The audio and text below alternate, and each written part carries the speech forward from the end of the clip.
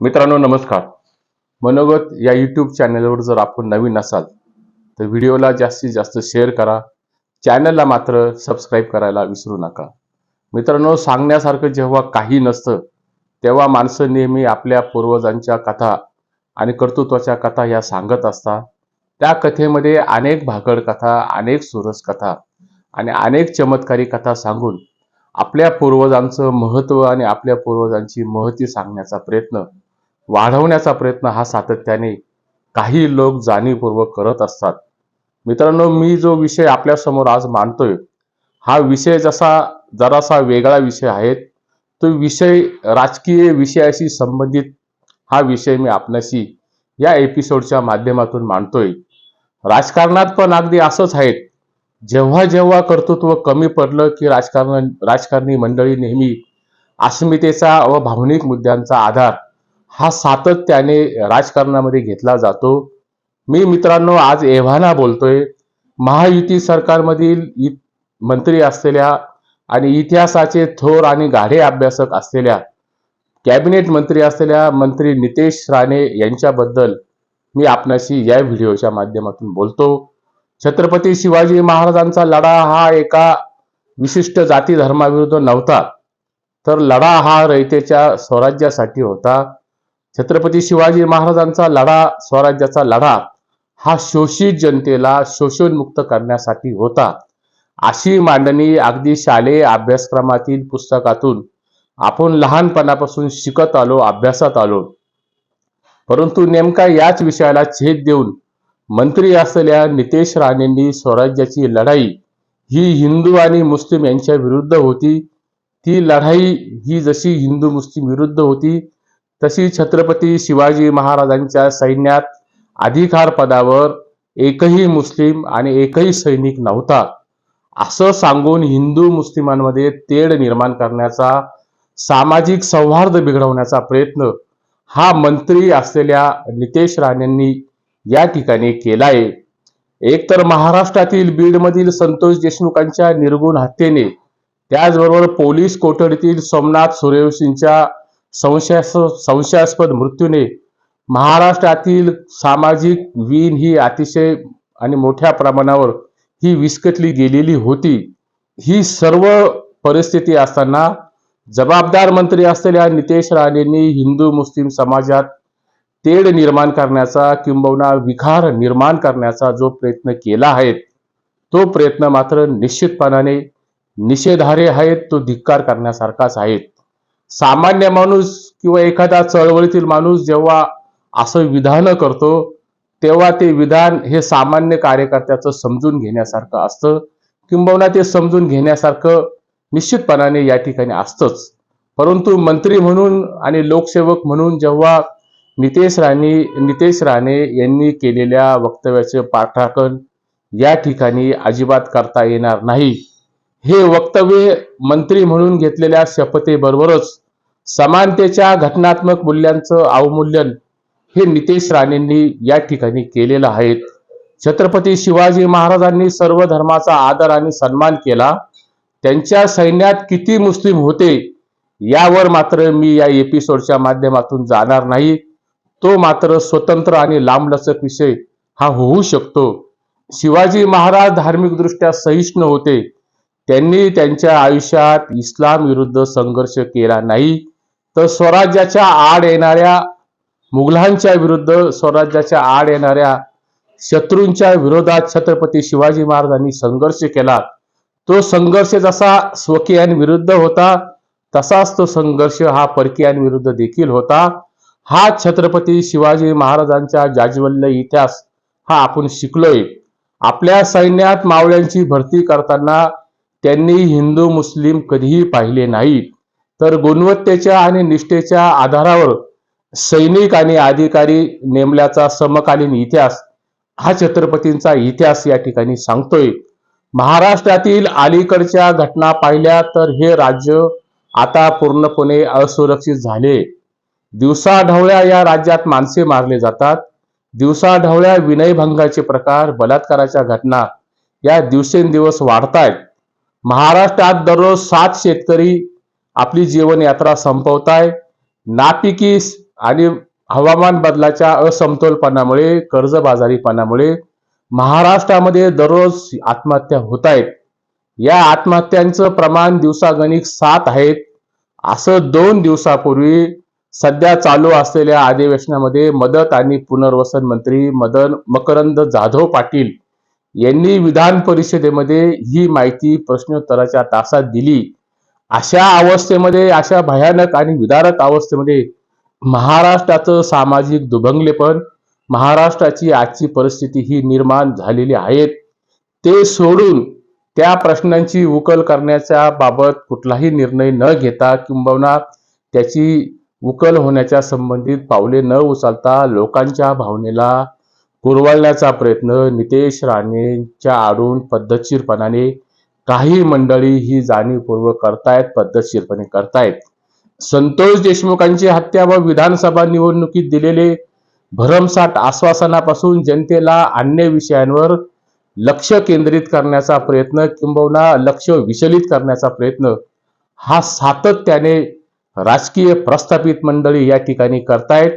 नितेश राणे जेव्हा काँग्रेस पक्षामध्ये होते तेव्हा नितेश राणेंनी विनायक दामोदर सावरकर, बाबासाहेब पुरंदरे आणि समर्थ रामदास स्वामींवर देखील बेधडक टीका ही राणेंनी केलेली होती. भारतीय जनता पक्षवाल्यांना तर नितेश राणेंनी अक्षरशः अनेक विधानातून सोलून काढलेलं होतं. ते भारतीय जनता पक्षाला आणि RSS वाल्यांना संगोटे म्हणून त्याचा उल्लेख करायचा. भारतीय जनता पक्षवाले व RSS वाले लग्न करत नाही, परंतु दुसऱ्यांच्या बायका किती सुंदर आहेत यावर लक्ष ठेवतात.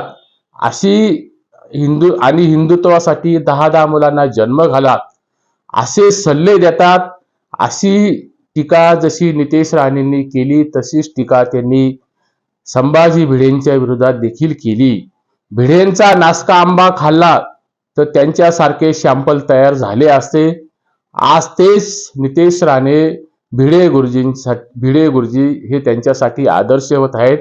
तेच भिडे गुरुजी नितेश राणेंसाठी आज प्रातस्मरणीय या ठिकाणी आहेत. हे दुर्लक्षून चालणार नाही. नितेश राणे आज विधानसभेत आहेत म्हणजे नितेश राणे हे कायदे मंडळामध्ये आहेत. विधिमंडळामध्ये कायदे बनवले जातात. विधिमंडळामध्ये कायदे बनवत असताना अनावश्यक वाद उभे करण्यापेक्षा जनतेच्या प्रश्नाकडे लक्ष नितेश राणेंनी देण्याची गरज आहे. शाब्दिक संघर्षापेक्षा कायदे मंडळातील जनतेच्या प्रश्नावरचा संघर्ष हा अधिक महत्वाचा या ठिकाणी आहे आणि तो जनतेला न्याय देणारा देखील आहे. हे कोणीतरी मंत्री राणेंना सांगण्याची खूप मोठी आवश्यकता या ठिकाणी आहे. मागे एका जाहीर सभेत याच नितेश राणेंचा भाऊ असलेल्या निलेश राणेंनी भास्कर जाधवांना आईवरून शिवी दिली होती आणि विशेष म्हणजे निलेश राणेंनी ही शिवी जाहीर सभेत व्यासपीठावरून दिली असताना त्या व्यासपीठावर महिला उपस्थित होत्या आणि त्याच व्यासपीठावर छत्रपती शिवाजी महाराजांचा पुतळा देखील होता. पण भाजपच्या नेतृत्वाने निलेश राणेंचे याबाबत अजिबात कान टोचले नाहीत. जसे नितेश राणेंचे देखील कालच्या घटनेत अजिबात कान टोचले नाहीत. ही परिस्थिती या ठिकाणी लक्षात घ्या. आज भारतीय जनता पक्षाच्या वरिष्ठांना खुश करण्यासाठी नितेश राणेंचा प्रयत्न या ठिकाणी दिसतोय. तेव्हा औरंगजेबाची कबर उखडून फेकण्याची भाषा नितेश राणे का करतायत हे मात्र कुठेतरी समजून घ्या. औरंगजेबाची कबर उद्ध्वस्त करणे म्हणजे शिवरायांच्या व शंभू राजांसह मराठ्यांच्या शौर्यांचा इतिहास संपवण्याचा प्रयत्न सुरू आहे. भाजपने यापूर्वी देखील कधीच राणे पितापुत्रांचे कान टोचलेले नाही. हे वास्तव या ठिकाणी लक्षात घ्या. टोचतील तरी कसे? जातीय आणि धर्माच्या विद्वेषाचं पितृत्व कोण निर्माण करतंय आणि त्या टोळीचे पितृत्व कोणाकडे आहेत हे उभ्या महाराष्ट्राला माहीत आहेत. 350 वर्षानंतर राजकारणासाठी आज औरंगजेब जिवंत आहेत. हिंदू मुस्लिमांचा द्वेष जिवंत ठेवायचा असेल तर जुनी उकिरडे उकरण्यासाठी भाजप सातत्याने प्रयत्न करतो. त्यासाठी औरंगजेब हा जिवंत राहिला पाहिजे आणि तो जिवंत ठेवण्याचं काम काही मंडळी सातत्याने महाराष्ट्रात करतायत. धर्मदेशाचा विचार हा छत्रपती शिवाजी महाराजांचा इतिहास नक्कीच नाही. हे नितेश राणेंनी समजावून घेण्याची खूप मोठी आवश्यकता आहे. परंतु नितेश राणे हे समजून घेतील किंबहुना नितेश राणेंना कोण समजावून सांगेल, हा मात्र फार मोठा विषय आहे. कारण निदान छत्रपतींचे नितेश राणे काही जरी बोलले असले तरी निदान छत्रपतींचे 13वे वंशज असलेल्या छत्रपती उदयनराजे भोसलेंनी तरी भोसले घराण्यांची धर्म, संस्कृती, परंपरा आणि नीतिमूल्य पायदळी तुडवता कामा नयेत, अशी महाराष्ट्राची या ठिकाणी अपेक्षा आहे. औरंगजेबाची कबर उद्ध्वस्त करण्यासाठी उदयनराजेंनी विधान केलेलं होतं, हे रसिक प्रेक्षकांनी या ठिकाणी लक्षात घेण्यासारखं आहे. छत्रपती शिवाजी महाराजांची लढाई ही इस्लाम विरुद्ध होती. असा सुरू झालेला महाराष्ट्रातील प्रवास औरंगजेबाच्या कबरीपर्यंत येऊन थांबला. कार्ल मार्क्स उगीच म्हणाला नव्हता की धर्म ही आपूची गोळी आहेत. नितेश राणे जे काही मुस्लिम समाजाविरुद्ध बोलले त्यात अचंबित होण्यासारखं काहीच नाही. वैचारिक गोंधळ आणि सुमार दर्जाची बौद्धिक कसरत त्यांनी अनेकदा यापूर्वी महाराष्ट्राच्या राजकारणात केली आहे. त्यांनी ती पुन्हा एकदा सुमार दर्जा स्वतःहून या ठिकाणी सिद्ध करून दाखवल्याचं आपल्या लक्षात आल्याशिवाय राहणार नाही.